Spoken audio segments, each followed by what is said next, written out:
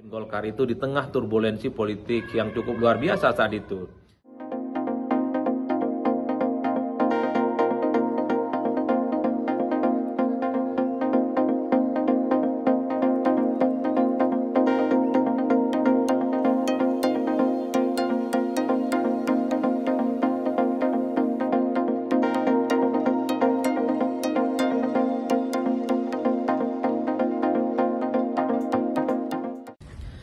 Saya kira kalau kita bicara tentang hal-hal yang sifatnya normatif yang muncul di permukaan, maka potensial dua nama yang bisa mendampingi Prabowo Subianto. Pertama adalah Erick Thohir, yang kedua adalah Erlangga Hartarto.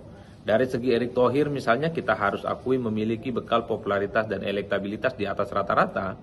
Inilah yang kemudian membuat kenapa Erick Thohir itu belakangan selalu dikaitkan dengan sosok yang potensial ya untuk berdampingan dengan Prabowo. Bahkan kalau kita lihat dalam simulasi survei, relatively Erick ini memberikan daya ungkit elektabilitas sebagai Prabowo. Tapi pada saat yang bersamaan kita tidak bisa menutup mata. Nama Erlangga Hartarto saya kira juga sangat layak untuk dinominasikan sebagai pendampingnya Prabowo.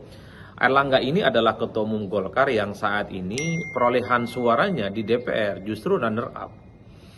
Pak Erlangga ini adalah ketua umum Golkar yang saya kira memiliki jejaring dan struktur partai yang cukup luar biasa. Dan Pak Erlangga sangat terbukti mampu memimpin Golkar sebagai partai yang saat ini juga masuk dalam 3 besar bahkan runner up.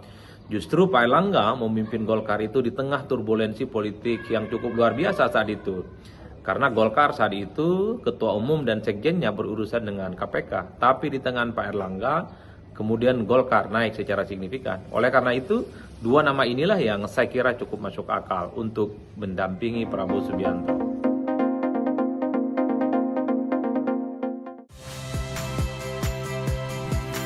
Saya Hiliria Bella. Saksikan program-program Kompas TV melalui siaran digital, pay TV, dan media streaming lainnya. Kompas TV, independen, terpercaya.